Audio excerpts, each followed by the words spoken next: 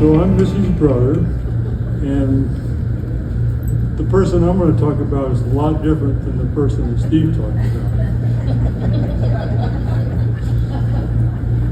Let me begin by saying that this is not going to be a well-organized, comprehensive presentation. To provide such a presentation would be an insult to my sister.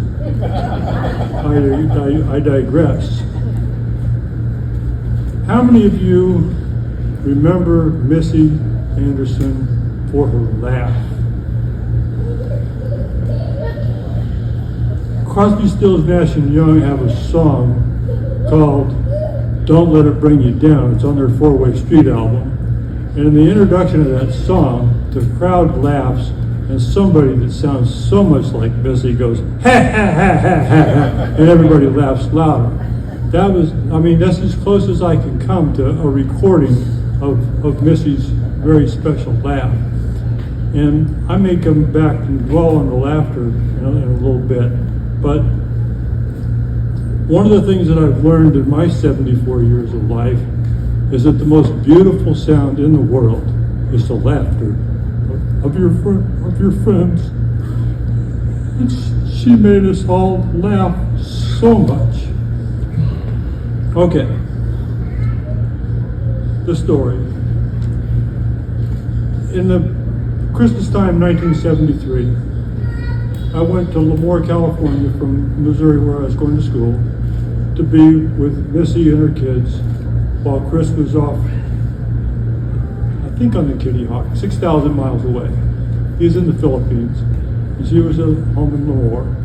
And I went out there, and I was supposed to land in Fresno at about 1 o'clock in the afternoon. But my plane got diverted to San Francisco, and then we came back to Fresno, and Missy and Michael and Caroline and John were at the Fresno airport for 3 hours beyond when I was supposed to arrive. And I was pretty concerned that they would be more than annoyed. Well, actually, that Missy would be a little bit frantic. Where's my baby brother? There was no way to tell anybody that plans had changed.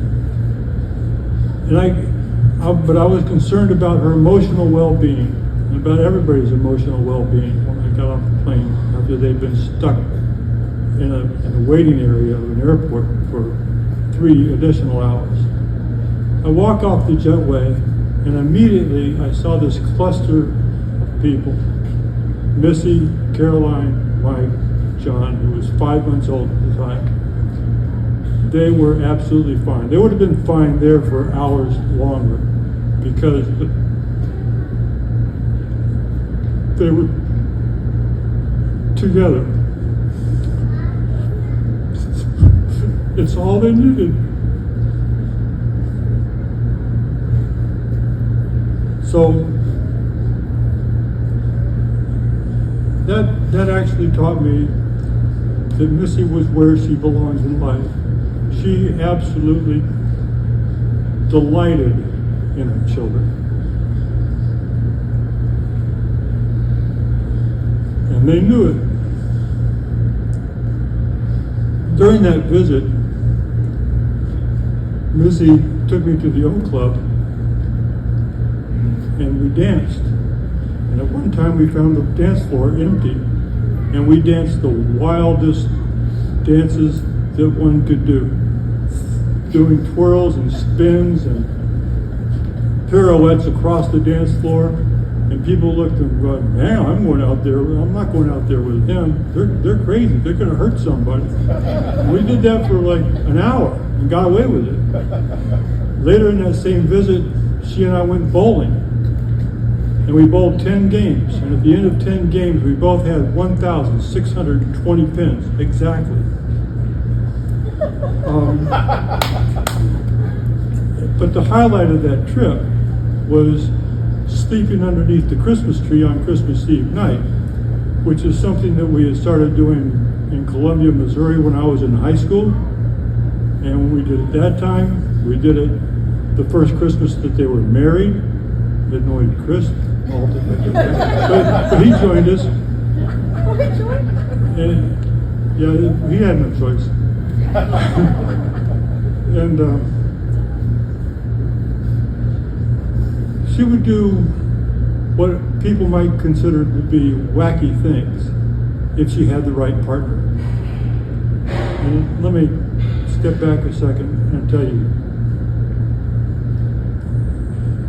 Missy needed Chris more than anybody ever needed anybody that I ever knew.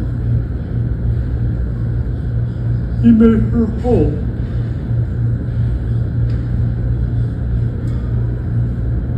In 1962, Missy was fun.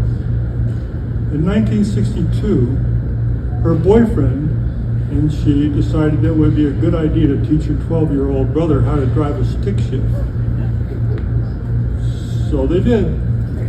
It was just for their amusement. But I learned to drive a stick shift. During that period of time, we'd go to these county fairs in Boone County, Missouri. And the coolest ride at the fair was called the Rocco plane. And you'd get in this cage thing, and you'd hold onto this bar, and it would turn you upside down. It's like a Ferris wheel, but at the top of the Ferris wheel, the gizmo that you were in would actually go inverted, like Top Gun or something like that. Anyway, as long as nobody showed evidence of nausea, she loved it. And we did it over and over again. Later on, I came out to California, and in the middle 60s, we had a number of reasons to come to California, and she and I rode the Matterhorn at Disneyland. Later, when her kids were some of her kids were in college, some of her kids were in middle school, she lived in Orlando, we went to Disney World and rode Space Mountain. I almost killed her. She was right in front of me, and I was scared to death. Trying to avoid the rocks that were about to smash me in the head, I kept going lower and lower and lower and shoving her farther and farther down into the capsule. She thought it was great. It was fun. It was exciting. She was there were like 4 or 5 superlatives for her. One of the superlatives, she was an adventurer.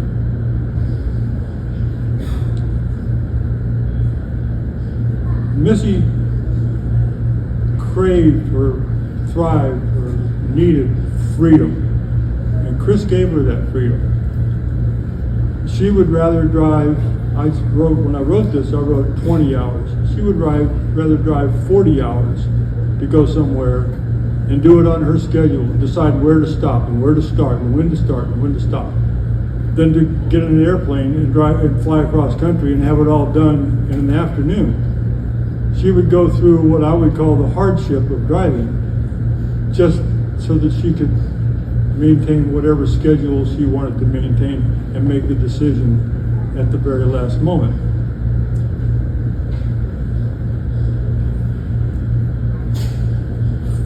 I have this thing broken down to lots of F's, and I have photos spelled with an F. Lots of people take pictures.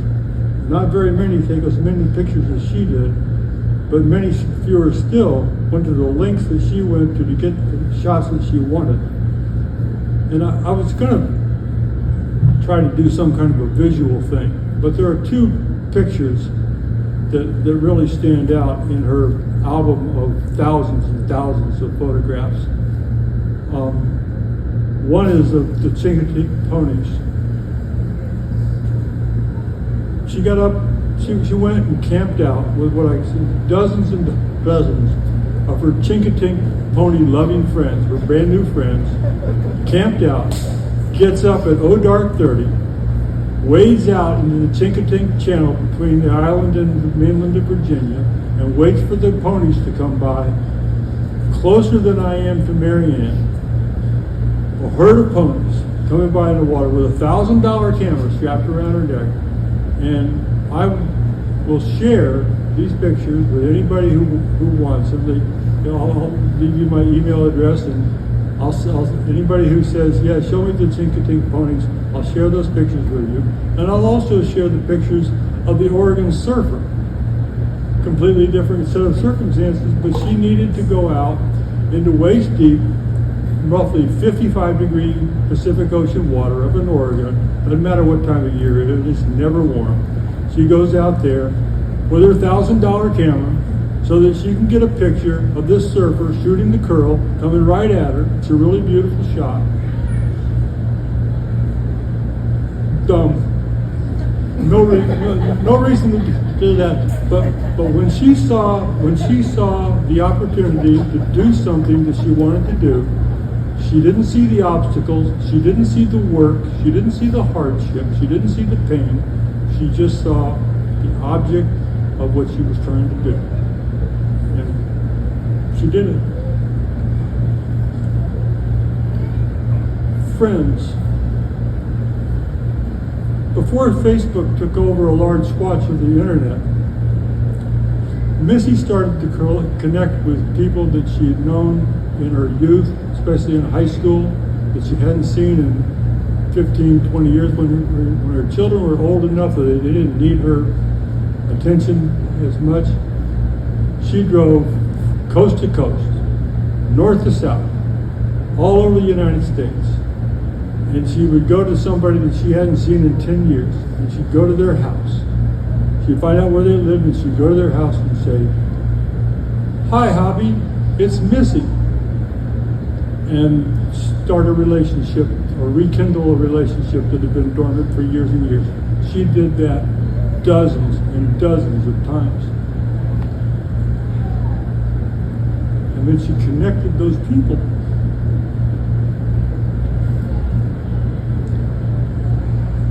None of that was work to her. It was all, oh, I haven't seen this person in a long time. I need to reconnect. So she would reconnect.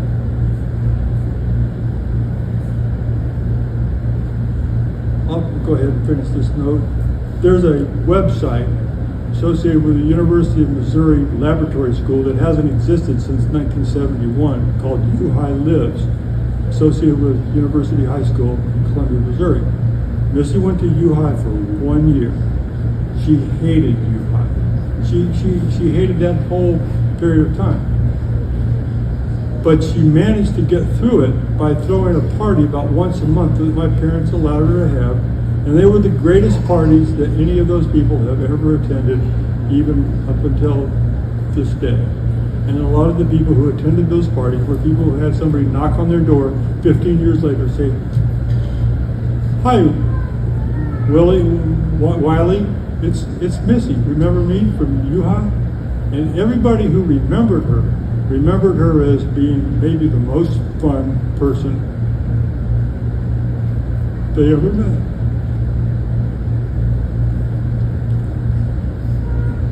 I've left something out, but it's okay. By the way, anything, all this text and stuff like that, I'll send it to you in an email.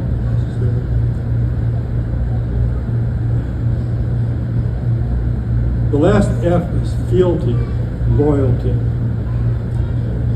In June of 2007, it became obvious that our parents, who we affectionately refer to as Barbie and Elmo, were no longer safe living independently in Depot Bay, Oregon, in Little Whale Cove. Several concerted and expensive attempts were made to find them accommodations that were adequate for their needs. Daddy was 90, Mama was 88.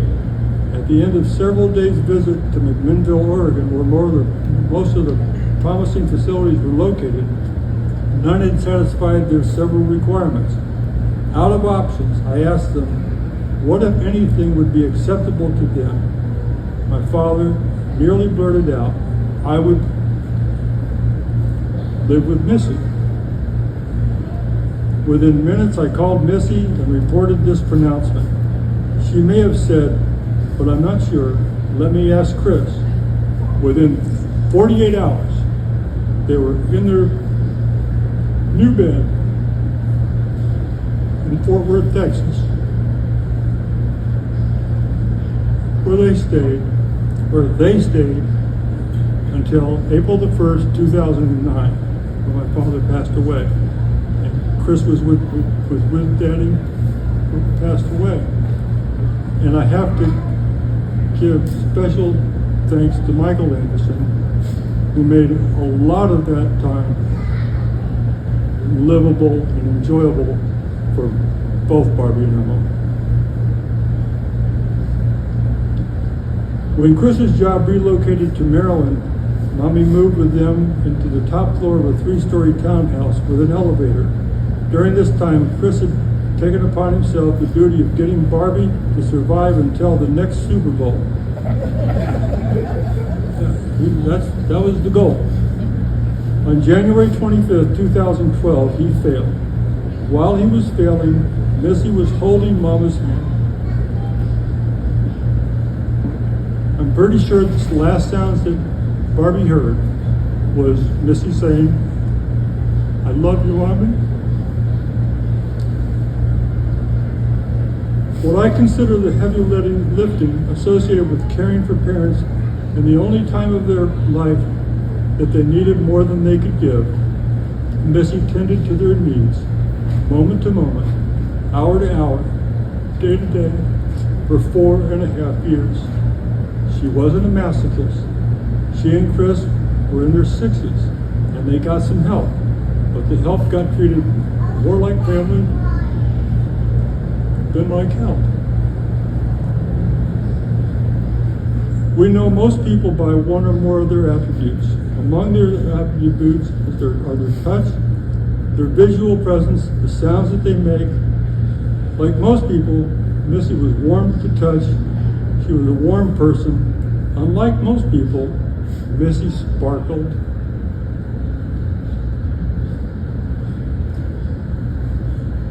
I suppose that most people sparkle for some people, but Missy sparkled for lots of people. That sparkle began before I was born, and it never stopped.